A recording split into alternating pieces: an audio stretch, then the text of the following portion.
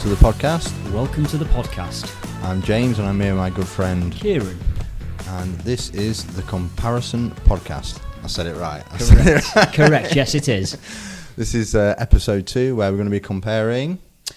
We're going to be comparing my person that I'm going to be batting for today, after my research on, is John Lennon. Mr. John Lennon from the Beatles. In case you haven't heard. In case he was a mystery to you. I've got a slightly easier one for people to recognise, Mr. Harry Styles. Yeah, but is it? Depending on our the people that this podcast is going to appeal to.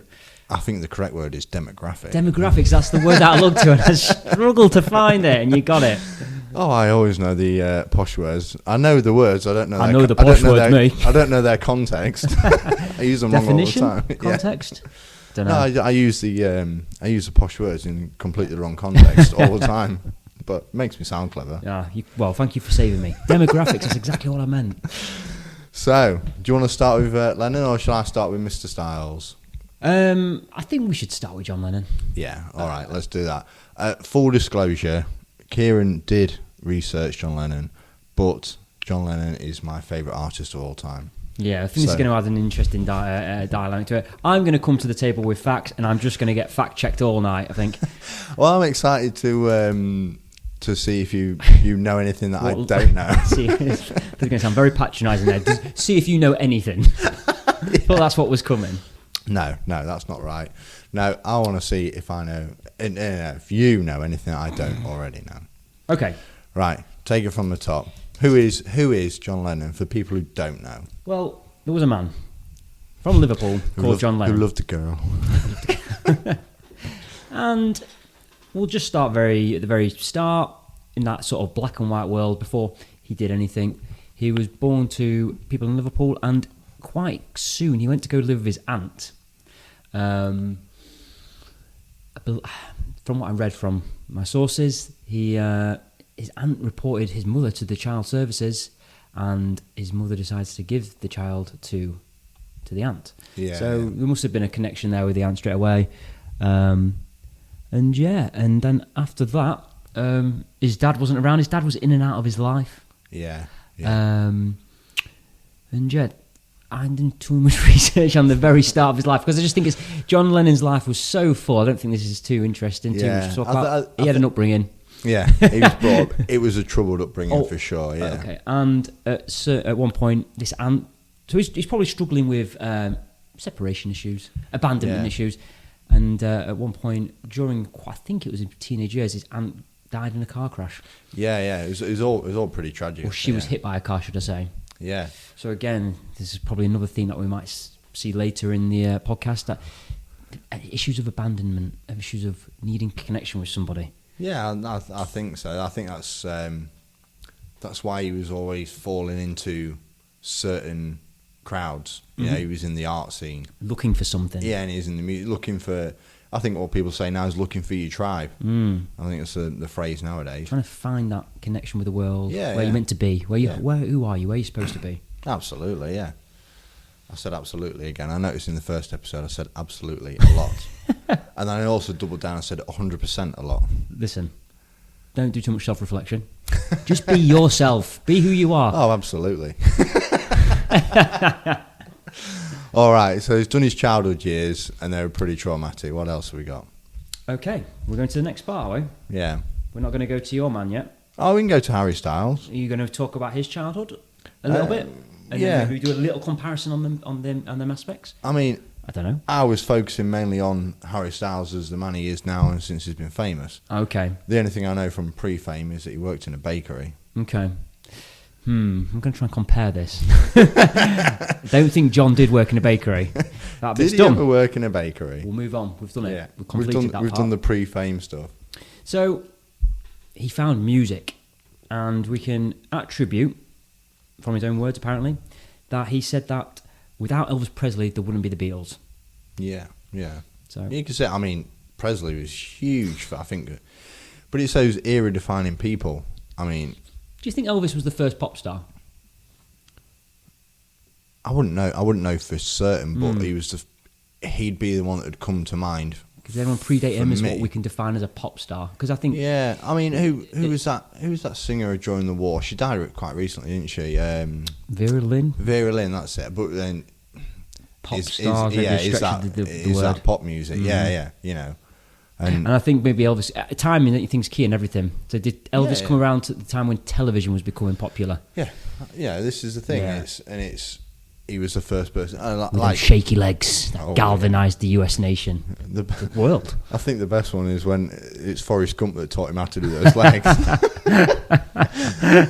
Could you do that these days? Yeah. What? Shake your legs? No, but like he's taking inspiration from a person with difficulties. Maybe Hollywood wouldn't allow it these days. I don't think Forrest Gump is a documentary. I'm sorry to break your heart. What? Yeah. Serious? Have you ever seen that? This is again tangent. We're only 5 minutes in. We're going on. I'm going to go on a wilder tangent in a second about Forrest Gump, but go on. Have you seen that video where and it's probably fake, like a lot of the videos on the internet, where a guy turns up at his mum's house and he's so mad with her because she never told him that the Titanic wasn't a documentary. No. He's like, "Why have you lied to me my whole life?" She's like, "What's going on? What's going on?" He's like, "Titanic, there was no Jack and Rose. It's all made up." No, I've never seen it. Does it feel genuine? Does it? Or does it feel as genuine as those sort of things are? You're like, surely not, mate. Like, do you know how Titanic was pitched by James Cameron? What do you mean how it was pitched? So how did he sell it to the guys that are going to pay for it? No. Let me get this right. I think he said something like he walked into the office and said, "Romeo and Juliet on the Titanic." Yeah. And that's it. And that's essentially the story, isn't it? Well, yeah, it is. I mean, it's I actually rewatched it pretty recently, and it still holds up. It's a pretty decent film. It's not a bad film, is it? Yeah, it's a pretty good film. It's been years and years. I mean, I don't think I've ever even watched it all the way through. I've seen snippets of it, like if it's been on TV or whatever. But I sat down and watched it, and it's a pretty decent film. Do you know which bit gets to me? Is this too much of a tangent? Yeah, it's absolutely too much of a tangent, but this is what we do. I remember being a kid watching that film. Yeah. The bit that got to me, almost as a kid made me tear up a little bit, was... Can you remember the scene where the mother puts the children... They're in the lower decks. Yeah. And she puts the children to bed, knowing they're going to die. Oh, that's horrible. Yeah. That bit, of all the bits of the films... Jack... Oh, yeah, I mean, the ending scene. Yeah, no, who cares about... I don't really care about that. But that scene, that got me. Yeah. The mother putting these children... Since having kids, stuff like that, it absolutely destroys me. Like, you see, even in dramas... I mean, the real life stuff's even worse, but even in dramas, when kids are sick and whatever... I bet it changes everything. It just gets to you, because you can relate to it then. Yeah, and you're thinking, God, I'm glad that's not me. I don't know if glad's the right word, but I'm. Yeah. I don't wish it on anybody, but your brain's got that history and that understanding now of what it's like and what it might be to experience that. Yeah. Right, so that's a massive tangent. Wow. So, what's your tangent about Forrest Gump? Oh, we're going back to that tangent, are we? Yeah. Like there's different. We're going to tangent on a tangent. Streams going off our river, and we'll go back up the river, and we're going to go down this other stream. I don't really know. It was something. I was just going to mention. You know, it was a novel. No, I didn't know. And a pretty wacky one. Yeah. And lots of weird stuff happened in that novel, and it was a hard sell. But some guys wrote a script and they liked it. But and there was a Forrest Gump 2, I believe, and it was even crazier. Oh, yeah, I didn't know Forrest Gump. But a lot of people bash the original Forrest Gump. Goes to space. Fights King Kong. I don't know. Does all kinds of crazy crap in it. Well, I'm going to have to check that out. Yeah. Actually, I love Forrest Gump, but a lot of people bash it and just like, this is complete great crap. film. And, it's a great film, yeah. Right. Welcome to the podcast. You're listening to the Comparison Podcast. Right. If you needed reminded. So if you've come back, or if you carry on listening and you want to hear about John Lennon, let's go. Are we going back to John Lennon, are we? Yeah, go on. Okay, let's go tell you a bit more about John Lennon. So, he formed a band. And I believe, correct me if I'm wrong, the Quarrymen. Yeah. Where he met Paul McCartney. Yeah. That famous Summer Fate. Is that right? I'm going to let you take it. You take it away. Tell me about it. Well, I met her at Summer Fate. Yeah. Have you ever seen the film Nowhere Boy? No. That's quite a good biopic. I mean, it's called Nowhere Boy. Boy. Yeah. So they had a song Nowhere Man. Yeah. And it's Nowhere Boy. It's a John Lennon biopic, but just from the earliest. It's not like Rocket Man where it sort of goes through loads of stuff. Is it a recent release? No, it's an old one. pretty quite old. 15 years old probably. It's got what's his name? Aaron, the guy who's the lead in Kick-Ass. I know who you mean. He's British, isn't he? Is it Aaron Johnson? I'm not Taylor sure. Johnson something. I'm not sure. But he's in it, and it's really good. Was it Nowhere Boy? What's the film that they're in? All the Beatles. Let It Be. No. The comedy. They had a couple of films. Yeah. Is it Hard Day? No. Yeah, Hard Day's Night. Hard Day's Hard Night. Day's Night. Yeah. I watched that film once. I was really surprised at how good it was. Yeah, It's actually it's funny. not I was too like, bad. I thought it was going to be really cheesy, and I remember seeing it several years ago. I think the BBC had it on. It was on Yeah. iPlayer, and I watched it, and it's really pleasantly surprised me. And it made me look at John Lennon in a different way. I didn't realise how funny he was. Well, this is what I want to compare later. We're going to come back to the acting because obviously Mr. Styles has done a bit of acting fairly recently, and I watched some. And do you know when artists get criticised these days for going into different ventures and stuff like that? Yeah. But they were doing it from the start. As we can see with John Lennon. I mean, Elvis Presley. Elvis, yeah. They've been doing it. It's a time, it's an age-old thing. Yeah. I mean, it's because they're creatives and they're finding their voice, aren't they? Absolutely. Yes, it is Aaron Johnson who stars in it, Nowhere Boy. And it's about the early years of John Lennon, so me and his mum and stuff. Yep. And it's right up until they go to Hamburg, and that's when they made it big, wasn't it? Yeah. But it's a really good film, actually. You ought to watch it. And it does say when it was released. 2009, so it's even older than that. So I'm going to watch that, I think. Oh yeah, it's really worth a watch. It's a really good film, actually. And did you say it just tells the story of his early life? Yeah. So it's interesting. The bit that I just completely missed out and thought there was nothing happening there, so I'm just going to go skip past it. And they made a whole film out of it. Yeah, you're going to go watch a film about it. God, how bad. No, it's 14 years ago. I wasn't too far off. 15 years ago, I said. But it's and it has. So he's a teenage boy in this period, but it has flashbacks of when he was a kid and it explains about his mum and his dad and stuff. Yeah. And it's right up until they go to Hamburg. That's like the last scene of the film is him walking off with his guitar to go to Hamburg. Right, because they made it big in Hamburg and in England, didn't they? Yeah. They had a following in both places. Yeah. And just the point I was going to get to with where I was at was asked Paul McCartney to join the band, and he said he wasn't keen first. He was like apparently giving it, don't know, maybe can't really do a Liverpool accent. And then the next day he said, "Yeah, go on then, I'll join." Yeah, it's crazy to me that there's people out there that can form such a link and a connection creatively. Mm-hmm. You have this. And this is not just music, this is all over the place. You get, in films and stuff, you get directors working together. Well, something happened that night, didn't it, when they met? Because without meeting, do you think they could have become what they were? Or do you think it was two fantastic talents that happened to be in the same place at the same time and it created a spark, chemistry fired? Yeah, I mean... Was it an incredible moment that... I think they would have been something... without each other. You believe that? Because I think they've got talent, but I think what they had in terms of competitiveness. Yeah. I mean, you saw this in the late years when they broke up, and I remember reading stuff about, I think it was McCartney got arrested for marijuana possession, and it was reported that Lennon's jumping around the room laughing his head off, like, oh yeah, he's been caught and I haven't, sort of thing. And I think that competitive, and it definitely the same. And this is true of sports. I believe John Lennon was a little bit jealous of Paul McCartney's songwriting.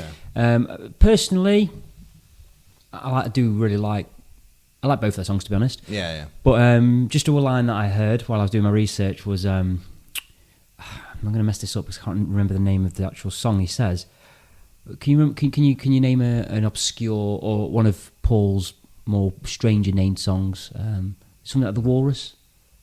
I Am the Walrus. I Am the Walrus, is it? Yeah. Did John Lennon write that? I think That's the Lennon one, yeah. Apparently he was quoted saying something like, "I'm never going to walk into a bar in Spain and hear people whistling I Am the Walrus." Yeah. in reference to, you go all over the world, people will be humming and singing Let It Be. Yesterday. Well, there's loads of videos of him saying that when people come up to him, mariachi's singing Beatles songs. He's like, I didn't write that one. And there's an envy of that. And John, Paul McCartney has such a way to write these songs that you feel like he could have written it in the 50s. He could have written it yesterday, literally, that song. And they would have been hits no matter what. They're just timeless songs that just feel almost human. I don't know if I've gone too far. I mean, I think when you start listening to the stuff where I know this is audio, but where they're in air quotes writing together, it really starts to split off, and you can really tell what is a McCartney and what is a Lennon. Absolutely. And I mean, at that stage, I easily prefer the Lennon stuff. Yeah, it's more beautiful as a lyrics and abstract, and what I perceive as genuine creation. A bit more abstract, a bit more unpolished. Can I say that? Yeah, absolutely. He's a bit more adventurous with his music. Yeah, McCartney's a fantastic song, don't get me wrong, but it's clean cutting it. It's beautiful as well. Yeah, it's beautiful, really nice songs, but it's very poppy, if you like. Yeah. Whereas McCartney, but that's his thing. He writes that catchy. Yeah. He writes that catchy thing that we're all going to hum and we're all going to take away and we're going to remember for the rest of our lives. Yeah. They're fantastic. They really are. Can I just mention? Sorry to interrupt. Have you ever heard about the song Yesterday? Yeah. And how he wrote it, and he just heard it in his head, and he wrote it almost instantly, and it was so, as we all know the song, it was so catchy and instantaneous to him. He almost didn't believe that he wrote it, and he went round and checked with popular bands at the time in Britain. Did you write this song? Did you? Because he could swore blind that he heard it somewhere else. He's like, I have not come up with this, just out of my head. Have you seen I think the film's called Yesterday. Mm-hmm. Have you seen that film? Surprised me again. And when it's actually all right. That was a really cool concept of a film where everyone wakes up and forgets the Beatles. Do you know he's the only one that doesn't. Oh no, there's the concept I didn't like. The concept seemed a little bit too like, oh really? A bit like, oh, it's a bit odd. But then when I watched it, I got into the film and I enjoyed it. I thought he was great. You're a huge Beatles fan. You're going to enjoy that. Yeah. No, I thought the premise of the film was really cool. Mm-hmm. Like, everyone else has forgotten the Beatles, and this guy's like, I think he plays Yesterday, doesn't he? It takes a stretch of the imagination to get with it a little bit, I think, because a bit like, the invention of lying, that. It's like, to me, Ricky Gervais. Again, it's just like, he lives in a world where nobody can lie, and then one day he just figures it, I can lie, and I'm going to start doing this. The invention of lying. I thought you said the invention of lion. I was like, what, someone invented a lion? They did, right? God. We're religious, aren't we? Yeah. All words are made up. No, so we went on another tangent about Yesterday. Have you ever... Can we call our tangents streams? And could we get back onto the river? Get back onto the river. One more stream. Have you heard the McCartney song Here Today? No. So if there's one song that always chokes me up, it's Here Today, and it's McCartney's ode to John Lennon. Right. And the lyrics in it are just absolutely fantastic. And he plays it once. So he did the massive gig at the Shea Stadium, didn't they? Back in the day. I don't know, did they? Yeah, it was one of those gigs, and it was the first one that was in a stadium or something. Really? The amplifiers just didn't do anything. Right. And no one could hear anything, and they went off the stage after like. They were too big for their time, weren't they? Like the technology could not hold the Beatles. No. Like there was. So they redid the Shea Stadium. They built another stadium on top of it. Yeah. And then McCartney was the first person to play there. Yeah. And he played it there, and it was just a beautiful song. Let me just get a couple of the lyrics up. I'm not going to play a song because I'm not paying for the rights to it. And we do know what the Beatles are like with their music. Yeah. Well, it's not even theirs anymore, is it? Well, yeah, that's it. It's the corporations. So there's the whole other thing of Michael Jackson buying it. You hear that story as well? Yeah, absolutely. Just while he's looking for the lyrics, I just want to quickly mention the song "Twist and Shout." If you've never heard that, to me, that is like. To me, that could be like one of the best songs ever made. Like it just. I think at that night, that time, and it was on that particular show, that American show. Was it the Ed Sullivan Show? Yeah. That changed the world that night. Oh, absolutely. I shouldn't sing it, but give it a listen. It is incredible, and to me, it's one of the greatest moments in music ever. Yeah, yeah. They just changed a lot. I was actually listening to something else and it was saying about, are the Beatles overrated? And they're all sort of batting in going, no, they... When you actually start looking, by today's standards, you might think, oh yeah, what they did wasn't that good, but these guys were the first to do it. So yeah, it was they were trailblazers. What's his name? The producer, George Martin, isn't it? George Martin? I don't know. And he came up with a way so they could only do 4-track recording. So, okay, yeah. And so you can have 4 sounds playing at the same time. He said, well, if we record 4 tracks, mm-hmm. but then put that 4 tracks onto 1 track of the other 4 track, we've expanded. We can actually record as many as we want. 4 and 3, so we can record 7 tracks. But we can just keep repeating this. But doesn't that sound like such an obvious thing? Yeah, but but everything's obvious until you do it. So is sliced bread. This is what I'm saying. Yeah. And so, this is what I'm saying. So is a hole in the bottom of a basketball net. Yeah. Right? It took them like 15 years to work that out. Americans. So yeah, right, quickly, and then we'll get back to what we're actually supposed to be talking about. So the lyrics go, and if I said, I really knew you well, what would your answer be if you were here today? Well, knowing you, you'd probably laugh and say that we're worlds apart. But as for me, I still remember how it was before, and I'm holding back the tears no more. So he's really got an ode to like... You in this song, when you actually listen to the song, you can sense that he's just like regretting not being able to speak to him anymore. Yeah. That he remembers when they were best friends from before everything. So listening to that, it sounds like I don't want to spoil anything for the people that don't know much about John Lennon, but when he did pass, it sounds to me that they was on good terms then. From hearing what he was saying there, I think they had a fairly standard long-term friendship in terms of... Do you think the media and history beats it all up a bit? Like, because the world wants them to get back together. Yeah, but, you know, it's... Yeah, they're just 2 guys. These guys have been friends for a long time by that point, and they're living in different parts of the world, and they got together when they could, and that was just the way it is. I mean, me and you haven't seen each other for years and years and years. That's it. And it's just like life gets in the way sometimes, doesn't it? Absolutely. To be clear, we are seeing each other now. You put us in a room together, and it's like nothing changed. And I'm sure it would have been the same with them. Exactly, it's long-term friendships. All right, John. How was that? Did it sound like a Liverpool accent? No. I'm never trying that again. Right. And Carry on. I just wanted to get back to my stream. Coming off my stream. Sorry, getting back onto my river. After the Quarrymen, Paul McCartney joins them, and they change the name to the Beatles. What do you think to that name, Jamie? I like it. The Beatles. Yeah. Because if you said to me at the time, we're going to call this band the Beatles, and it's going to take a... Well, that's a crap name. But it's in hindsight, and you go, oh yeah, it sounds good. Yeah. But do you know what I'm saying? Yeah. It's a bit like the Foo Fighters, like... But it's a very clever name because it's Beat, and it's not spelt Beatles normally. It's not double E, it's EA. Wow. So it's never thought about this. It's Beat as in beat bands, so it's drum beats. It's not even suggesting the bug. No, it's about beat. And it's a play on 2 words. Oh, beat wow. And Beatles. You learn things when you listen to the comparison podcast, don't you? I bet a lot of people were like, oh yeah, I've never realised that. Yeah, it's beat.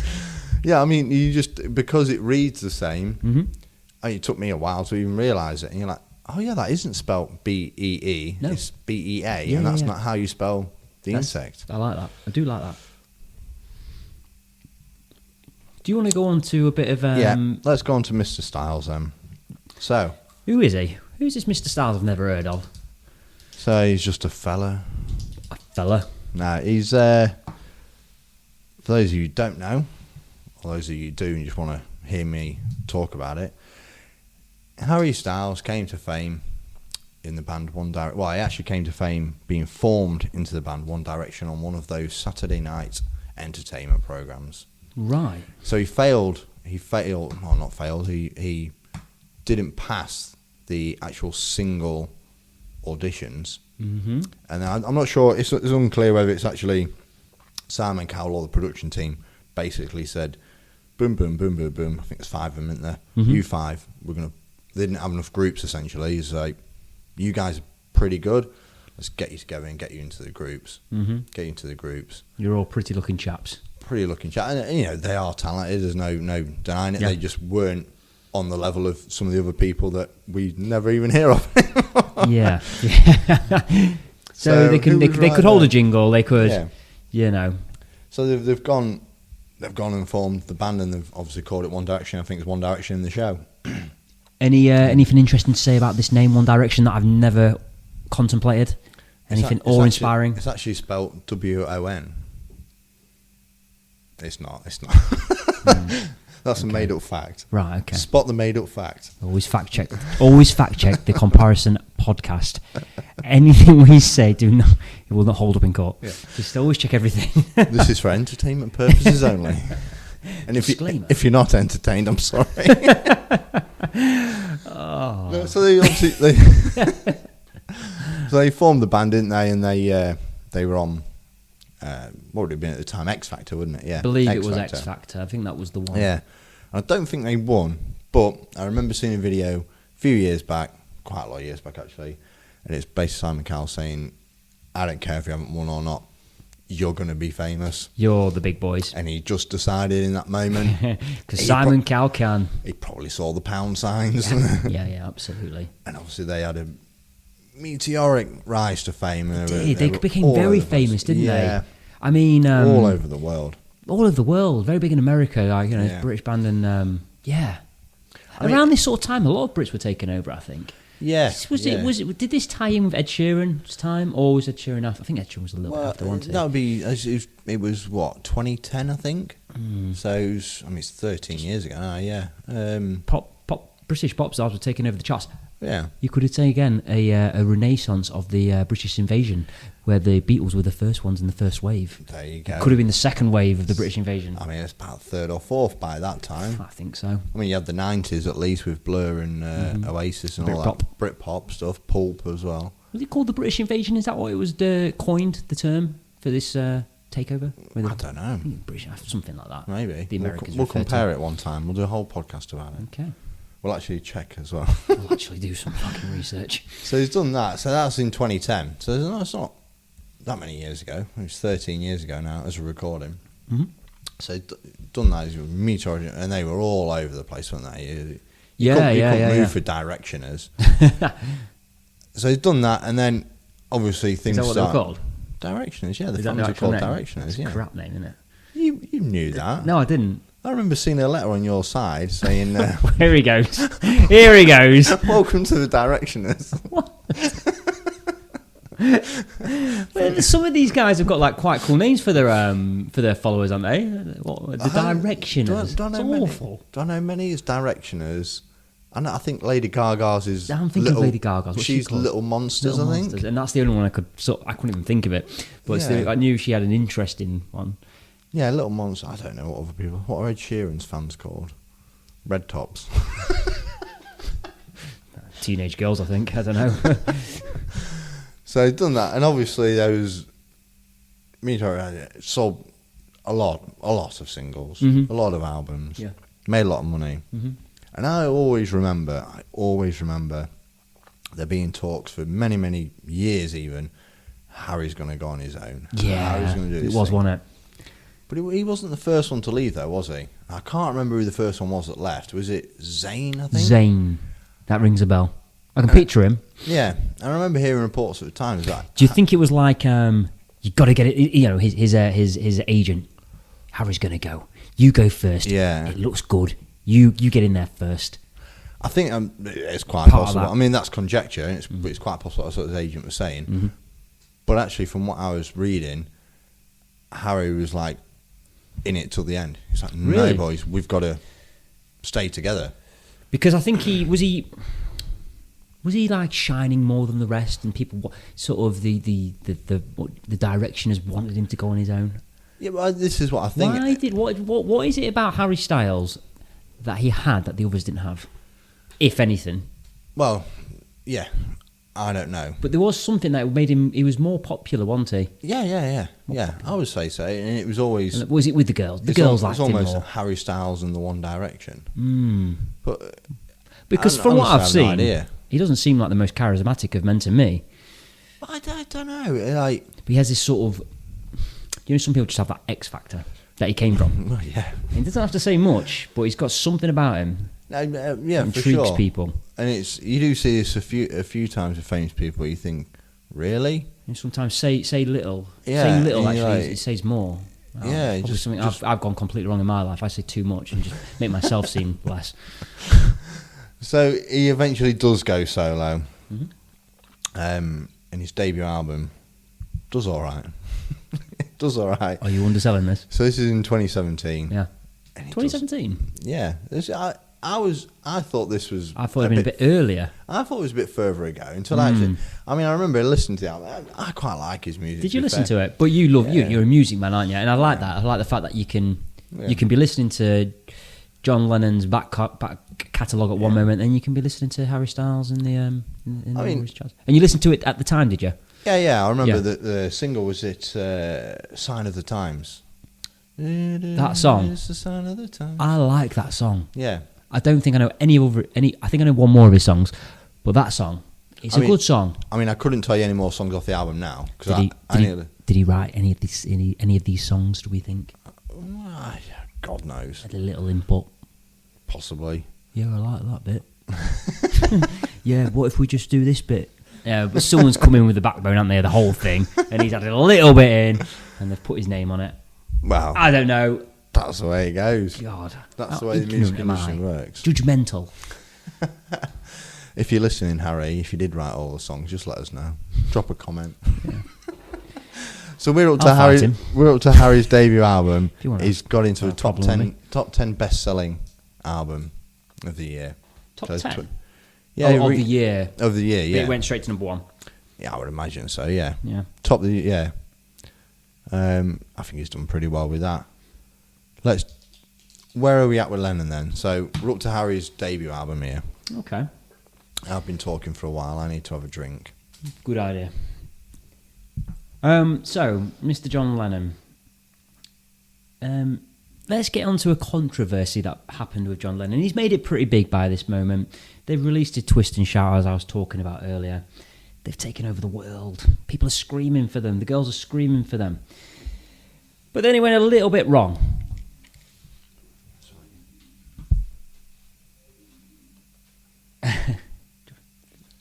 Sorry, technical issue. Technical issue. I was wondering if we were struggling to stop. Right, okay. So Twist and Shout's taken over the world. And, yeah, a controversy happened. John Lennon came out and said something. He said, the Beatles are bigger than Jesus. People did not take to that too kindly. People were burning Beatles albums. They were going crazy. They're asking, get him deported. It was a different time in religion. If you said that now. And it was predominantly in the southern United States, in the in the conservative Bible Belt, as we call it. But it was more, and it was more in America in general. They've been much more of a religious country than Britain, I think, over the last century, over the last 100 years, should I say? Yeah. And I mean, a century is 100 years. Yeah, but what I meant is, when I say the century, I didn't want them to think that I was talking about the 21st century. I mean, do you know what I mean? I'm talking about... Yeah, okay. I meant in the 20th century. And one thing I was going to get onto was a little bit about that. Like, from what I could see in my research, even in, I think this happened in the 60s, saying that we're bigger than Jesus. No one in Britain really cared. But in America, it really had a bad impact on their... And just a little bit of like differences there between the United States and Britain in the 20th century. I mean, when he's come to clarify it later on, he said what he was saying is that, which probably didn't help, is that they are more relevant to the youth than Jesus. Okay. Which you can't disagree. Yeah, for the vast majority of the youth, definitely. Yeah. Yeah. Yeah, music's more important, and that's the big change, wasn't it? Yeah.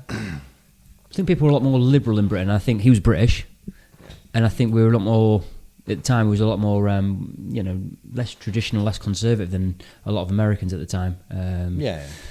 I know that kind of goes against what a lot of people think. I just remember hearing a story about a rock band at the time, around that sort of time, and they went into a diner in America. I'm not sure if this was Status Quo or The Who or somebody, and they were seen with some black girls. They, and they put their arms around them. They were hanging out with them, just chilling, getting to know them. Probably groupies, probably enjoying their company. Yeah. And people coming up to this British rock band at the time, I can't quite remember who it was, and saying, what you're doing, you shouldn't be doing this. This is in the 60s America.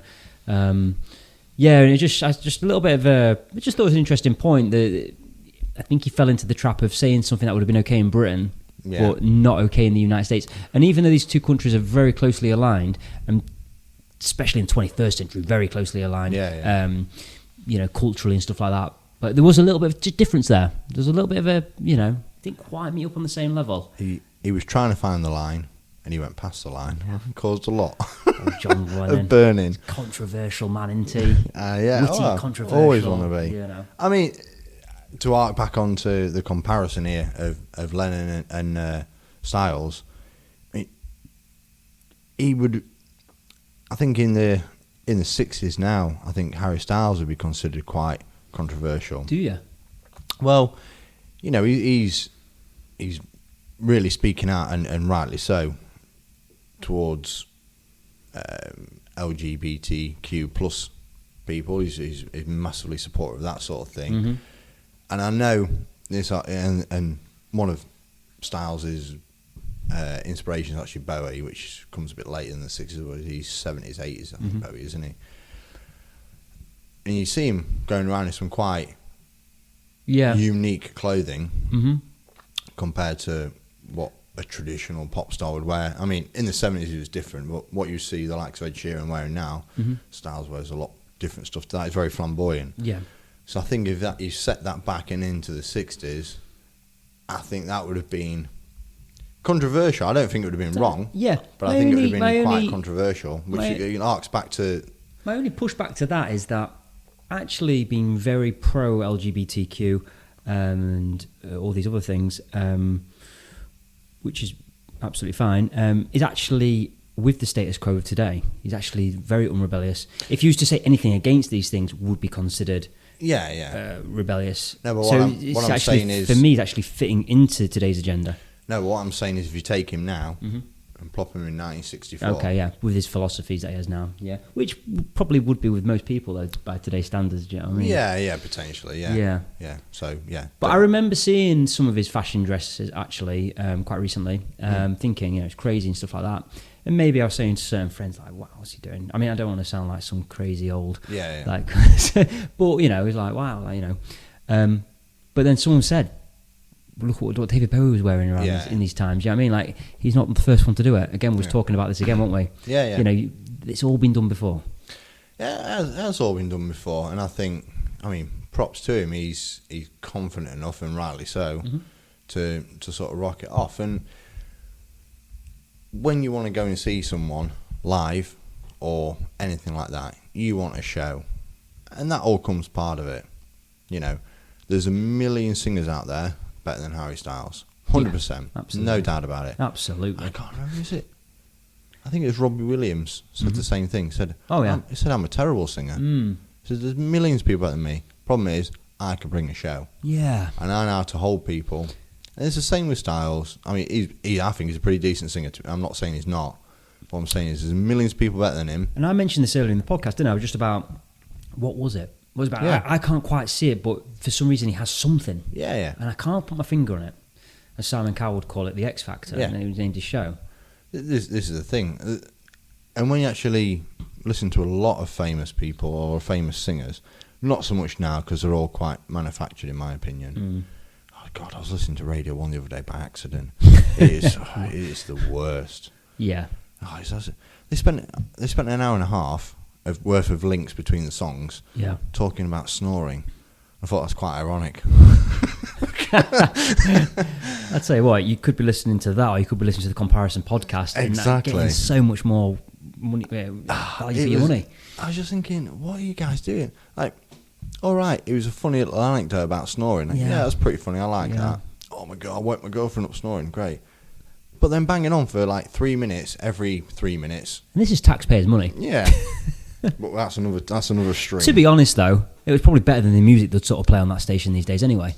Well, they only play 3 songs on repeat, so... Yeah. That's where we was going with it. I can't remember what we were talking about. We was talking about Harry Styles. Yeah. And we was talking about his ability to sell a show. That was it, yeah. And I was saying people are manufactured now, and there's better singers around. Mm-hmm. That was my point. Yeah. I just got onto Radio 1. Yeah. So were the Beatles manufactured is the point. Were the Beatles manufactured? Yeah. Oh, do you know what? There's probably a little bit more to this story than I know. No, it's just a genuine question. From what I know, no, I think they met quite organically, began to write music, and they put themselves out there. And I remember some of my research, there was a guy that listened to them that probably had a bit of power in this sort of music area. And I think he heard a record, and he's like, "No, I don't think this is very." He was a very posh man, know. Yeah. High up his way. Oh no, I don't think this is very good. But let me go meet them. And then he met them, and they had something again. Yeah. This X factor. They had something that he was like, they're very cheeky. They're having fun. I think people could buy into this, and he liked it. After hearing the recordings, he wasn't so keen. But when he met them, he was like, okay, these guys have got something. So let me ask this: they were both in groups. Lennon and Styles were both in groups. Yeah. Before they went solo and whatever. Mm-hmm. One came to it organically, Lennon. Mm-hmm. One came to it manufactured, Styles. Yep. What do you think out of those 2 versions of starting a group is more poignant? Which one's better? Well, do you think it's organic? Do you think it's organic or being manufactured? So straight away, it's the organic is you're going to have to put out your art and see if the world takes to it. Yeah. And if they take to it, you will become famous, which hence says your art was half decent. With the manufactured, it's not. I don't think it's less about art and it's more about money and the things. I have to put it. The powers that the people that have the power to be able to put it out there and force you to listen. But in the 60s and stuff like that, you had to be good. You had to actually create something good, and you organically developed a following. Yeah. Now they can go, right, let's put these 5 pretty faces together. Let's get this guy who knows how to write a tune, but he's ugly as, so we're not going to put him there. And then we're going to and then we know the right people, and we're going to get it on the right radio stations, and we can just create fame. We can just create it because we know the formula. Back in the 60s, there was no formula. It happened because it was meant to happen, and it happened because people wanted to hear it. You see, I always think now the world is so loud in terms of there's that many people, and we're one of them doing it right now. Yeah. We're sat here right now, recording, and we're going to put our stuff on the internet. Content is everywhere. It's almost sickening. But is it harder? There must have been a sweet spot in time, right? Yeah. And I think maybe the Arctic Monkeys struck that sweet spot. Mm-hmm. I'll come to that in a second. Where there wasn't tons of internet content, so people could spread quite quickly on the internet, Arctic Monkeys. So is it harder now to actually get recognised? Because surely these record executives are like, oh, someone else who's doing YouTube videos, for God's sake. Yeah. It must be inundated with millions of videos and whatever, just content out there.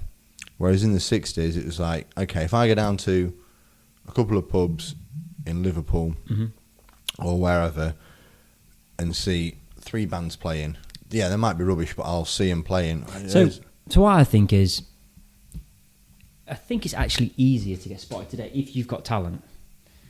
Right. Because we have these things in our phone, in our hands, in our pockets, these mobile phones, and we can all get on the internet. So, for example, we could be making this podcast right now. Yeah. And we have potentially global reach. Yeah. If people like it. Yeah. So, talent can get spotted quicker. So, but I think with that becomes a negative that things get churned out quicker as well. So, for example, in the 60s, 70s, 80s, if you were good, your shelf life would last for longer. Yeah. Because it took longer to get there, it took longer to the top, because information travelled slower. Yeah. So your rise to the top would be slower, your time at the top would be longer, Yeah. and your decline would be slower. Yeah. So you'd have a longer impact on history. But now, you could be hot one summer and dead the next. Do you know what I mean? Yeah. Because Yeah. people are just got constant streams of information coming at them that we're all just eating it up all the times on our feeds, and it's literally done in our fingers. I think when you're flicking through a feed, we're just taking it in, then to the next one, and these TikTok videos and stuff like that. So I think our brains have just got quicker at taking in information, and it's actually harder to have an impact on history now. I don't know if any of that made sense. It did. It absolutely did. And I would tend to agree with that. I'm for not sure if I quite answered your question. I'm not sure if I got it. That's fine. That was a significant answer to my question. Okay. So, I think he's a pretty good guy so far, Mr. Styles. You're a fan of Mr. Styles? Yeah. Well, I'm quite a fan of John Lennon. I think he's a good guy, but there is some massive controversies around John Lennon. Yeah. And was he a good guy? I've heard certain things that he wasn't as nice as everybody thinks. I think he was a troubled soul. I'm not sure if I want to bring this next part up. No, go for it. I'm just laughing because... Comparison. Should we just go? I'm just going to go for it. I saw this many years ago. It was on YouTube, I believe. A video of John Lennon. And at the front of the crowd, there is a sort of disabled people with disabilities of some kind. Yeah. I think maybe they've got mental disabilities. And there's a video, and I do not know if he is doing what he might look like he's doing, but it does look like he's mocking. Have you ever seen this video? No. Well, and I'll leave it there. I mean, yeah, maybe go and try and check that video out for yourself. I've not seen that, no. It's a video where there's people with some sort of mental disabilities, I believe, and he starts doing some sort of mannerisms that looks like he's mocking them a little bit. Oh, dear. But John Lennon, he was very risque with his jokes and stuff, wasn't he? And he did have a cutting tongue. Yeah. Very cutting, very yeah. Well, I mean, that's not cool if that's... No, absolutely not. But, yeah, all right. Well, Harry would never do that. And this is what I'm thinking, Harry just seems like a good guy. Absolutely. From what I know. You tell me. I've never met him. But he's... The guy, Harry, I'm talking about now, Harry Styles, in case you've missed the first 47 minutes of the podcast. Is that what we're on, is it? 47? Yeah. His rise as a star is pretty phenomenal to look at. Would you say he's still rising? Is he as big today as he was, say, maybe 3-4 years ago? Well, the world's changed a little bit. I don't know, because he did win a Grammy. Yeah. This year with his third album. Really? Oh, right, with Grammy. Sorry, that's the music one, isn't it? Yeah. I know he's gone into films and stuff. Oh, this is what I'm saying. So I don't know if he's completed music, mate. Because bored of it. His second album got into the Rolling Stones 500 greatest albums of all time. Really? Which is, I know 500 is a pretty decent number for albums, but when you start listing albums off, you soon clock up quite a lot. Absolutely. I'm surprised. And that's of all time. All time, of all the artists ever. But yeah, he's got a Grammy this year, so he's completed music, mate. And yeah, he's obviously going into acting. Have you ever seen any of his acting? No. So I haven't. I confess I've never seen any. I know he's been in stuff. I actually still haven't watched. He's in the Eternals of Marvel. I quite like Marvel. I've not watched that film though. I think he turns up in his Thanos' brother or something. But I've not watched any of his films actually as a feature. Mm-hmm. I went on YouTube and saw his highlights of his bits. Yeah. But what other films was he in? I've seen him in film. Yeah, which one was that? Now. It's Dunkirk. Dunkirk, the war film. Yeah, I've seen some scenes from that. Now, what occurred to me, his voice isn't very good. What do you mean? I think if I turned the volume off and watched him act, I think he'd be pretty good. I think his expressions and his mannerisms, I think he's pretty damn good. It's the delivery. I think just when he talks, maybe it's because I'm thinking he's about to sing. Yeah. Doesn't do it with the same vigour that you're normally used to hearing him speaking. No, I just think the speech part of it. What do you mean? It's not authentic? Which is a big part of acting, isn't it? Yeah, but then I don't know if that's my preconceived ideas because I'm expecting. Is he a Brummie? Where's he from? Is he from Redditch, I think, Oh, which is. Where's Redditch? Worcestershire. Where's Worcestershire? So it's where Redditch is. Right. Okay. Thank you. Clears it up. I'm not really sure. Not sure.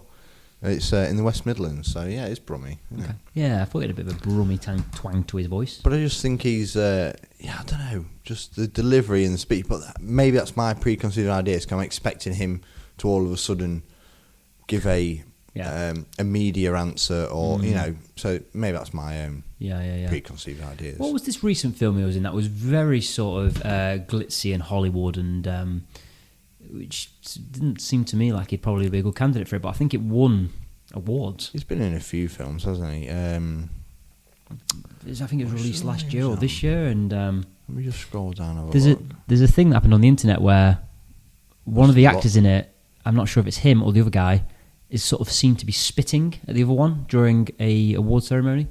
Oh yeah. Did you see that? Yeah. What did you think? So he did Don't Worry Darling, which is an American psychological thriller film. I think it's that one. By Olivia Wilde. Yeah, I think it's that one. And he did My Policeman, apparently. That was in 2022. But yeah, I don't think he's a bad actor. No. But he doesn't convince me, but I think that is because I think he's a singer. Yeah. And also, do we think without his previous career, he wouldn't have got anywhere near there, would he? No. Surely not. No. So, but again, that can be said of the Beatles and the films they did. Yeah, of course. And are they fantastic actors? They're not bad. It's a different time completely. With that film that I talked about earlier, A Hard Day's Night, I think. Yeah. Lennon is the shining one, I believe. Like the one that you take away and go, yeah. I thought so. He could have a bit of a career in that. Right. I want to invite you somewhere. I'm not going anywhere with you. Well, please come over here to what I'm going to call Kieran's Conspiracy. I forgot the chord. Corner. We'll end it on this chord. No, I can't even play the chords. Kieran's Conspiracy Corner. So you're introducing a feature. This is not pre-planned. It was pre-planned. I pre-planned it. You don't know anything about it. This is not pre-agreed. I pre-planned it. I just didn't confer. Okay. So Kieran's Conspiracy Corner. And Should we try that chord sequence again? Let me try again. You go again. A bit closer awful. to the mic. Get a bit closer to the mic with the chords. Welcome to Kieran's Conspiracy Corner. Please come in and converse with me about Paul McCartney. The Paul McCartney we know today. Was it the original one? Yeah, I've seen this a lot. And it's one of the big ones, actually, isn't it? It's quite a big one. The question would be why? He died. He died in a car crash when he was, after a fuming argument in the recording studio with presumably John Lennon. Yeah. He stormed out, got in his car, drove really fast. Dead. No, but decapitated by some reports. Why would they cover that up? Because they need to sell this product. The Beatles. It's getting going. It's taking over the world. It already has taken over the world. There's a lot of money to be earned. We can't end the Beatles. Let's go and get another guy in. And it's at a time we can do it. Today, in today's world, probably impossible. Back then, I mean, it's a big risk, though, isn't it? Well, is it? Is the risk of not doing it even bigger? No. Well, they kept making their millions. If they'd lost one of the Beatles, one of the major Beatles, no offence to Harrison or Ringo, whose name we haven't even mentioned the whole time. Sorry, guys. Ringo, great name. Ringo. Did your mother give you that name? No. It's a nickname. Come on, inform us. What's his real name? Zach. Zach? No, is that his son? No, I'm sure he's got you the same about name One as his Direction, son. are you? No, that was Zayn. That was Zayn, no. No, Ringo's not his real name. I'm sure. I think It's the start of it. Yeah, well, that's made up as well. It's Starkey. Starkey. Richard Starkey, his son Zach Starkey. Right, we've come flying out of the conspiracy corner here. Yeah, sorry, back into conspiracy. Let's just get back into this corner. Let's get ourselves tucked into the corner. Right, let's whisper when we're in the conspiracy corner. Okay. Do we think? Well, you actually said, didn't you? You don't believe in this conspiracy. I think with all these sort of things, I just think why. Well, have you not seen the album cover of Sergeant Pepper's Lonely Island? Where if we go look at it, we can see quite clearly in the yellow flowers that it writes out Paul, and in that flower bed is his bass, and if you look at it, they're clearly at a funeral. Right. So, if they were having this massive global cover-up conspiracy, would they put so many clues through things? Because the Beatles, the other three, they wanted to get it out there, and they started putting these clues in. Oh, don't give me that. That's bollocks. Because, but don't you think but it's not up to them to decide these things. That's bollocks. One of the other things, though, I do actually think that it would have been more possible in a time like that. Like, so some guy in some sort of record label sitting behind some big desk could have gone, we can do this. All we've got to do is we do 20 interviews a year. It's possible. We can tell them what we want. Yeah. In today's world, impossible. Yeah. Everything gets found out. I would it's definitely more plausible but back I think then. Things like that could have been done at in them times. Yeah. Or they have the power to do them because they control the information that we all receive. Yeah. But you look at it and all these supposed clues throughout the stuff. Yeah, if it was in song lyrics, maybe they would have got away with it. But album covers, being at Paul McCartney's... That is never going to go past the record label when they're trying to cover up Paul McCartney's death. That's just ridiculous. Oh, you know that thing we did? Yeah. Well, what we're thinking, right, is we're going to, like, subtly say we've done it. No, guys. No. Let's troll these motherfuckers. Yeah. You just write the music. This is how powerful we are. Yeah. Take the piss.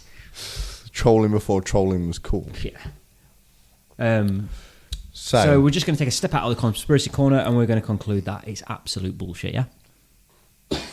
I would say so. Okay. But I will concede the point is I think it's more plausible back then than it is now. Okay.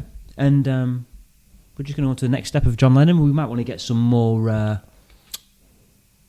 Mr. Styles in, but I'm just going to bring up one thing that I can't believe we haven't brought up to this point. And in my notes, I've actually written, Yoko, oh no. Oh no, you didn't. Oh no, it's Yoko.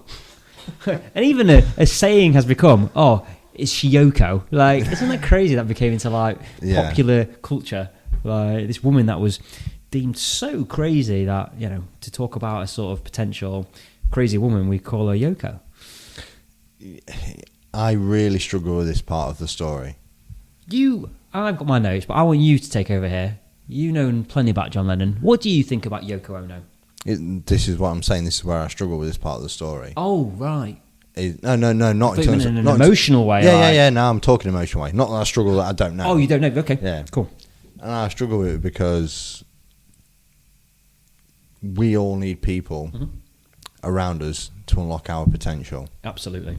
And I would, and that doesn't necessarily mean it has to be a romantic partner, whether it be a colleague at work who goes, you know what you're doing is actually, excuse me, what you're doing is actually really good, and we can nurture this and we can grow you into whatever it's going to be, whether it be a friend, a sports teammate, whatever it is.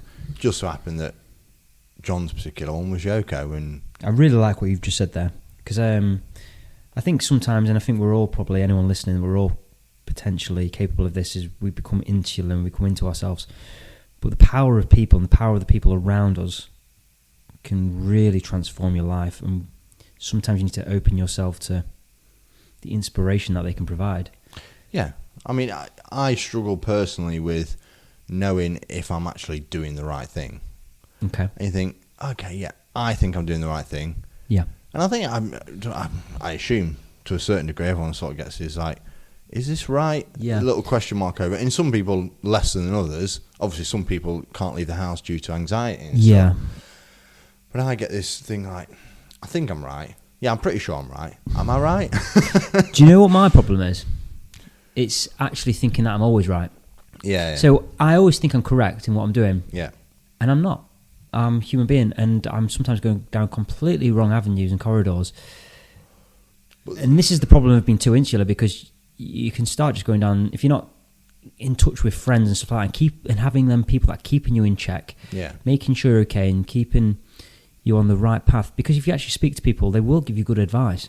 But I'm very guilty of it, of just going into myself and going, I know right, and sometimes I'm just going down empty paths in my life, and it's resulting in nothing, and I'm wondering, why do I feel empty at the end of it? Well, probably because I didn't listen to anyone. Well, again, this is where it comes back down to Yoko, and I think she was obviously she was just around a lot, and I think that pissed everyone else off. But I also think she stoked the fire in Lennon, but I also think she tempered him sometimes, going, no. Yeah. She wasn't afraid to speak her mind with him. And do you think that's what attracted him to her? Yeah. I think he always craved a strong woman, to be fair. Can you imagine being a Beatle, so famous, meeting girls all the time, or anyone, and they're just like, they're just going to say whatever you want to hear. But he actually met someone who was like, no, I'm an artist. Yeah. I'm an artist as well as you, and I want to be heard. And it just completely drew respect from him, maybe. Yeah, I'm going to push back on your ideas, and I'm going to push you to be better. Yeah. And, arguably he was. From what I saw from my research and the way she spoke about him, and we know the way he felt about her, it sounded to me like a healthy relationship. I mean, I don't know about my sources, but I didn't hear it. We all meet people like, we all fall in love, and just because the world didn't want it didn't mean it was wrong for John. Yeah, absolutely. Potentially, she did have some impact on him leaving the Beatles, or wanting to pursue his own individual needs as a human being. Yeah, and this family life that he yearned for so much. And that was probably good for John Lennon, but the world wanted more of the Beatles. But that's a different thing. Yeah, this is where I think, and again, this harks back to Harry Styles. It's got to be incredible, and a lot of artists, music artists especially, fall foul of this. Is, do you keep giving them what they want, or do you keep giving them what you think they need? So, and I can't remember the exact line, but Lennon did say it, and it was, I'm not going to be rolled out when I'm 50 playing She Loves You just because people want me to. I'd rather innovate and move on. And again, Harry Styles has done the same thing with his music, and he's you know what, you might want me to keep making the same song, but I'm not going to do that. Yeah, I'm going to go do acting, and I think I'm going to surprise you at each show by being dressed in some high fashion. So I can't talk about Styles too much, I don't know, but from my research with Lennon, what makes him an icon is that he always went against convention. When people said you should be doing one thing, he did the other thing. And at the time, it's criticism. Yeah. It's criticism. It's like, you shouldn't be doing this. But history remembers that he did the right thing. Because he was constantly changing himself. He was constantly developing. So, when was it he died? Have you looked up? Let's see if I have that information. I believe it was 1980. 1980. So we're now in 2023. So that's 43 years later, isn't it? Not as big a gap as the last episode we did with Da Vinci. That was hundreds of years. Yeah. But I think Lennon will be remembered for much longer than what he is currently. I think so. Do we think Styles is going to have that same impact? In fact, let me quickly hark back while you think on that. Just a couple more bits on him. So one of Harry Styles' things is TPWK. It's actually one of his songs as well. Okay. Do you know what it stands for? TPWK. Yeah. No idea. Treat people with kindness. Okay. I think that's just a fucking good thing to do. That's a very good thing. And you just think, you're a pretty damn good guy promoting that message. And that's not even like a I know it talks about LGBTQ+, but that's not even a thing to do with that. It's just generally treat people with kindness. I think that's pretty nice. To the cynic, treating people with kindness would be that you're giving the other person the benefit rather than yourself, but it's completely wrong. If you treat people with kindness, it will come back to you and you will feel better. Yeah. If you go out every single day and you be kind to people, you will benefit so much and you will start to feel good. And when we're having bad times in our lives, we start lashing out, we start getting hateful. Yeah. Sometimes I don't know what it is about humans. Life's not being good to us, so we begin to push back on it, and we begin to lash out, we begin to fight. I guess it's instinctual. It's almost inbred into it. Yeah, self-preservation. Self-preservation. But when life's been bad to you, maybe just try being kind back to it. Like one of my favourite phrases is, kill them with kindness. You know, if someone's been very horrible to you and stuff like that, be really kind back to them. Tell you what, you'll fucking win the argument. Every time. Just kill them with kindness. And that's probably why Harry Styles is worth 150 million. Fucking given to him, mate, by Simon Cowell. So, yeah, I mean, I've Silver spoon. The one thing I've never seen is actually how much John Lennon's worth. I don't know if you found that in your research or not, or was worth, I suppose. We did this on the last podcast, didn't we, where we literally measured what they'd sold by in a monetary value. I mean, that's literally what you've just asked. Wow, John Lennon, the Beatles. And we can put. I think it's probably. Well, I don't know. I'm just going to look at his screen here, guys. Pretty decent amount. Have a look. Come away from the microphone. I can't see the figure. Oh, not bad. Well, that was at his time of death. Time of death, yeah. So 200, can you imagine? 200 million at the time of his death. John Lennon, if anyone doesn't know, if anyone listening and they're enjoying this podcast, if anyone doesn't know, he was coming home from a recording studio, and he was murdered on the streets of New York. He lived in New York for a few years. He had his son there with Yoko, and he was travelling home, and a insane fan of John Lennon, who thought that he was not the man that he was trying to make out that he was, decided to kill him. I think he shot him. Yeah, shot him in the back. Well, it was what he was trying to do is get his name eternally linked with Lennon. Yeah, it's like whenever you see Lennon or speak of Lennon, you're going to speak. I can't remember his name, so he didn't do a very good job. Yeah, the only thing I know is he was carrying a book at the time. Yeah. Well, do you know he signed an autograph for him on the way out? Wasn't it in the morning? Yeah. In the morning, when he was leaving his hotel or wherever where he lived. Yeah. He signed it, and then he came back. The Dakota Building. Mark David Chapman. What was the novel? I think it's by something Salinger or something like that. He was carrying the novel that he was carrying. The reason I'm bringing it up is because I've read it, and it was. I've read it. Have you? D.G. Salinger. Yeah, it's. What's it called? To Kill a Mockingbird, is it? No. What's it? That's the one about. No, that's definitely not. David Chapman. But you can tell it goes to crap because we start Catcher in the Rye. Catcher in the Rye. We start googling facts towards the end of the podcast. You read it as well. Yeah, I've read quite a lot of it. Yeah, it's a bit of a strange one. It's about a guy. It's about a young man, travels to New York, and has a bit of a crazy time in New York. It's like a coming of age story. I don't know where that's gone actually. Yeah, I had it. I don't know where it's gone.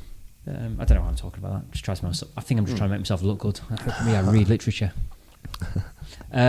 Should you want to read my following books? Follow my channel. There's plenty of stories. I think we're coming back to, in today's money, it's about $650 million. That is. And he died when he was 40, I believe. Yeah. So I think he would have gone on to have I think he'd be very famous today, and I think he would have gone on to. Well, he is very famous today. No. But what I'm trying to say is, I think he'd had a very successful career because he was always challenging society. He was always, and I think he'd have continued to do that. And I think he'd be one of the most famous people on the planet up until the 2010s. I wasn't laughing at your statement. I've still got a smile on my face. I was laughing at the question I'm about to ask. I just think it's funny. How much do you think they would pay him, John Lennon this is, to go and I'm a celebrity, get me out of here. That would add to his net worth. Not now, he's dead, but like if he was alive. We all go, John Lennon wouldn't do that. And that's why he would do it. Because he's challenging. He's not going to do what we think he's going to do. Challenging those stereotypes. Even sitting in there with Katie Price. that would be a great conversation. That'd be a good podcast. So... What time's this podcast on? We're on 1 hour and 10 minutes. Okay. A bit more time than I thought. Yeah, we're doing pretty well. So what do we think? How, in terms of music, I think it's easier to rank musicians or artists. Like, obviously our last podcast was Musk and Da Vinci. Yeah. And I think that's quite hard to rank their genius in terms of popularity, sales, etc., etc. Mm-hmm. So let's try and rank Lennon in terms of all-time greats. So we're talking all of rock, pop. I know my personal opinion. Okay. That's probably wrong. Okay. But I would say he was easily in the top 3. And I would say that he was a phenomenon. Yeah. This man, from very working class background, found music, took over the world, and to his dying day was constantly testing society and releasing interesting music and kept society interested in him. Yeah. He is an icon. He was brilliant at what he did. And I think without him, the Beatles would have been nothing, I think that's just a given. Yeah. John Lennon, I think regardless of your particular taste in music, you cannot deny this man was... He was something, for sure. Something. And again, like, do you know, he's talking a little bit about vocals. Okay. I don't think he was the greatest singer. No. But he could communicate something. I mean, let's just haven't brought it up yet. The song Imagine. Yeah. I mean, gorgeous. I think it was voted the greatest pop song of all time. Mm-hmm. It really is spectacular. But it's oh, I've just remembered something. What? I'm making this much bigger deal than it is.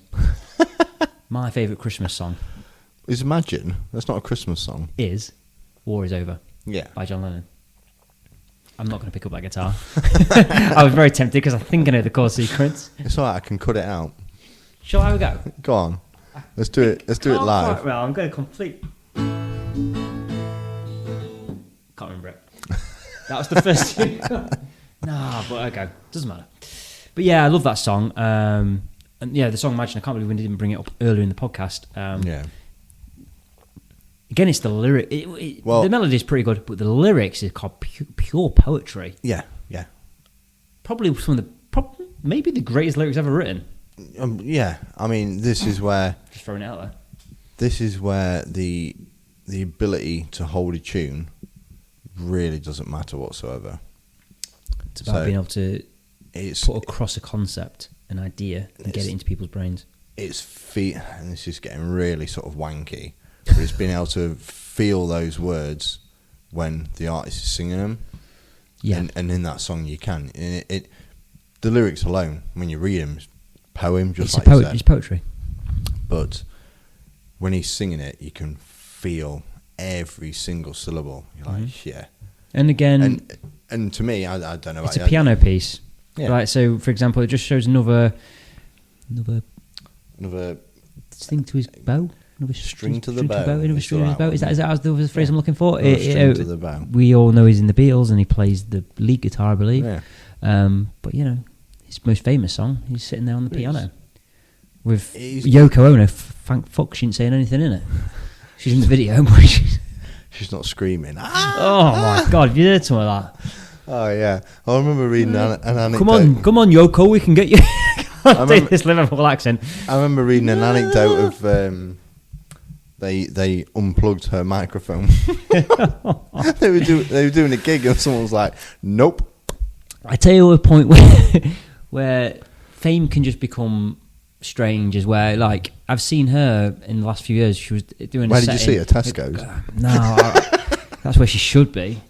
But I seen her doing a set at Glastonbury maybe several years ago, and it's just pure shit. Yeah. But because she's got a name, they've give her a stage, which is kind of the opposite of what you thought John and Yoko Ono wanted to be. They wanted to be, you know, but she got the platform because of she's a name. She was once something. She was the wife of John Lennon. Pretty much, mate. Yeah, let's be honest. You know, not the most talented artist. No, but he was. Absolutely. So you just asked me, where does John rank in? Yeah, in this is where I think when we're doing musicians, I mean, we're going to do musicians again for sure, because I think there's a whole spectrum of musicians to choose from. I think it's easier to rank musicians in terms of popularity, sales, and general. We can get some hard figures. You get some hard figures, but also general consensus. Like, you can't get a general consensus about Leonardo da Vinci because not a lot of people talk about him. No. So in general consensus, where does Lennon fit in all-time greats? Yeah, I've tried to answer it, and I just put him. I mean, I'm not going to put an actual number on it, but he's one of the greatest ever. I'm going to call him an icon. And this, I'm going to come back to you. Where are we going to put Mr. Styles? I think he has the potential. I don't think he would even hold a candle to Lennon. Thank you. I'm so glad you said that, because I was again a little bit worried there that you was going to say something a little bit silly. No, I think he has potential, and I think potential. I think he's great. I don't potential to do what? I think he has potential to be remembered. Do I think he's going to be remembered the same way as Lennon is? No, absolutely not. I think he found himself in the right place at the right time. Yeah, but and rode the wave. But arguably, so did Lennon with McCartney. Well, he did, didn't he? He did sort of do the same thing. And Hamburg and stuff. Yeah, that is life. And how well did you stay on that surfboard? This is the thing, isn't it? And then you keep your balance. You got to and play you the let game. It ride you to. I think if we've not worked out anything else, we've worked out that Lennon, one of the all-time greats, is better than Harry Styles. You didn't need to listen to an hour and a half podcast to find that one out. No. But now you know for certain. But I don't think Styles.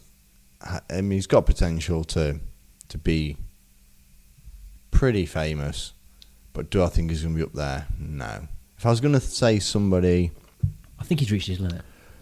Who's a musician? I think he would be as popular as sort of post-mortem. I don't know. Rolf Harris. Rolf.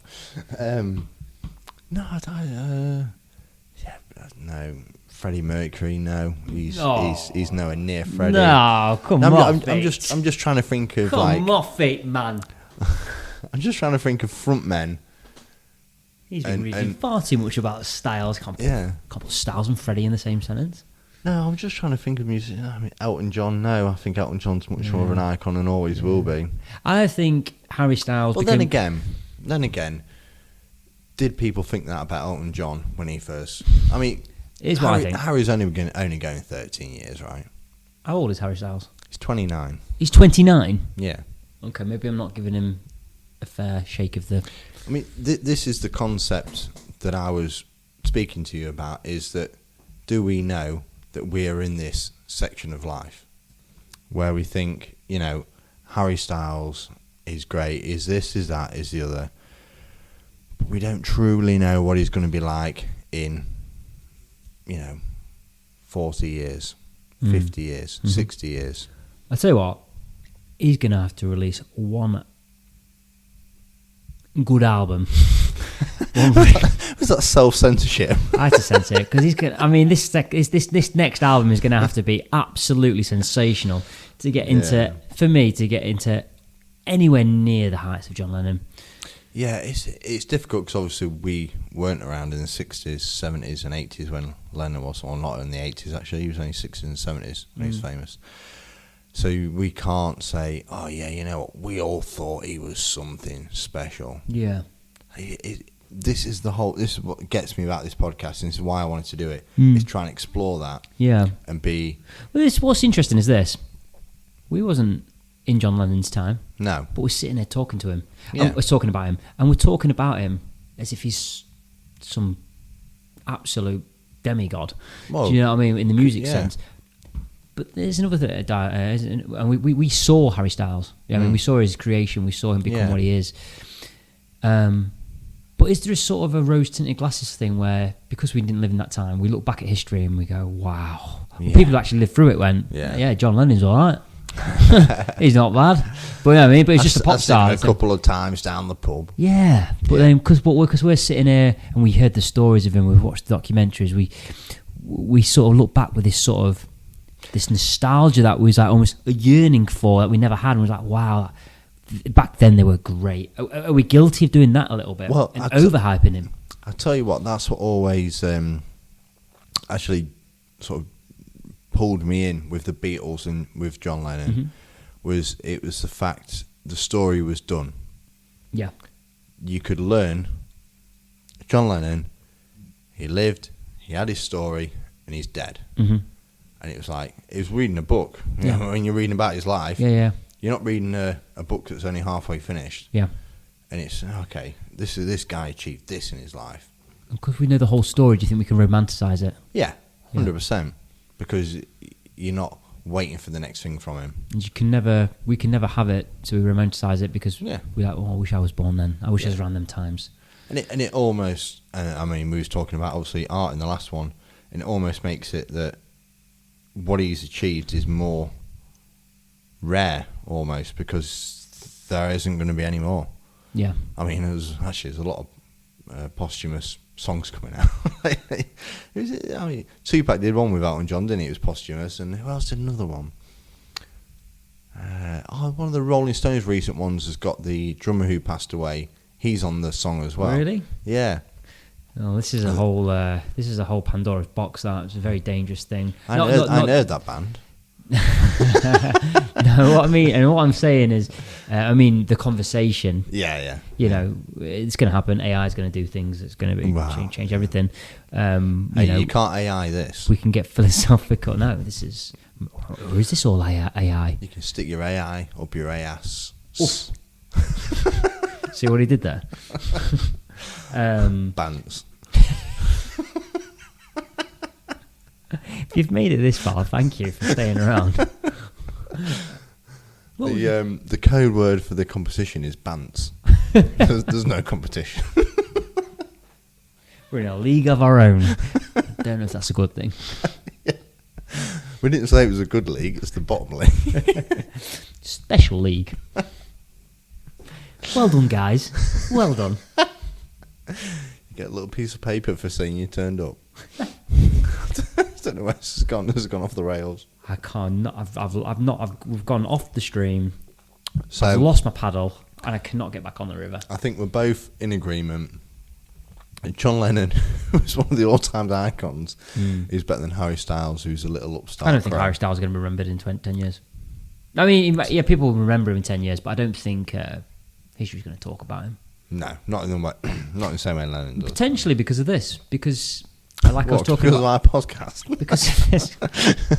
because this podcast is going to take over, give a damning report, and this was the last citation in Harry Styles' career. When you Google Harry Styles, this podcast will come up, and you'll hear that he was not that good. I've said I think he's pretty good. Yeah, he's all right. He's a nice lad. He's a nice lad. Well, yeah, I think he's. Taylor Swift decent. didn't like him, did she? Well, no, apparently not. She wrote a song and everything about him. Was he an arsehole? Well, I mean, Taylor splits up with everyone, didn't she? Yeah, actually, is she the problem? She split up with me. Did she? We had a thing. You had a thing? Did she write a song? Yeah. What's it It's called? one of the most famous ones. Is it? Which one was it? The one that was like Romeo and Juliet. Ah, yeah, that one. Yeah. That was all about you? Yeah. Sweet. Was you in the music video? Yeah. It only took 2 days to shoot. But that must have been awkward. You know, the fact that she was writing a song about hating you and using the music video. Yeah, I was a bit like, well, yeah, the money's right. Yeah, okay, yeah. And that's probably why she hated you as I'll well. do anything for 20 quid. What, even Taylor Swift? Because it's gone. You just want to say that If you the comparison podcast is not claiming that Taylor Swift is a 20 quid whore. Am I allowed to say that? I don't know. I think they're claiming that I'm a 20 quid whore. You're the 20 quid whore. That's what I was saying. I can say that. I can definitely say that. So this is where all the good stuff happens. We've done our work. We're having a bit of bants for the last 10 minutes. Should we just next week just not talk about... In fact, should it just be question mark, and just talk shit? That's a whole other one. We'll do that one day for you guys. Yeah, we've invested in microphones and other stuff now. So we better Did I do not something bring that else. up? No. These fresh new microphones that we got for episode 2. Fresh news microphones. Gone pro, guys. Yeah. Not prostitute, just pro. This is where you get all the good stuff. Mm-hmm. Well, I think I'm done. Are you done? I think I'm done. All right. Well, thank you very much for your time, Kieran. Thank you very much for hearing that John Lennon is definitely better than your Harry Styles. Thank you. I'm glad I won the argument. Yeah, you won. I would like to say We don't that. argue on the comparison podcast, do we? No. We compare. We talk. Compare. We compare. We converse. We're humans. We We do. compare. We do. Well, if you've listened this far, thank you very much. Congratulations. You've done very well. Well done for making this Well far. done, you. Pat on the head. A little pat on the head. We are going to be back for an episode 3 because even if no one's listening, we absolutely love doing it. We love it. I love it. We're having a really good time. And we're just two friends who enjoy it. I don't know what episode 3 is going to be about, so I can't trail it. No. It's a mystery. It's a mystery to me. I love it. Yeah. I can't wait to go find out about someone new. Absolutely. And you will get to find out about them too if you tune into the next one. Can I have someone good this time? All right. Anything else? Thank you for listening, guys. There we go. Hope to hear you next. Hope to have you next week. There we go. Thank you very much for listening. Goodbye. Goodbye.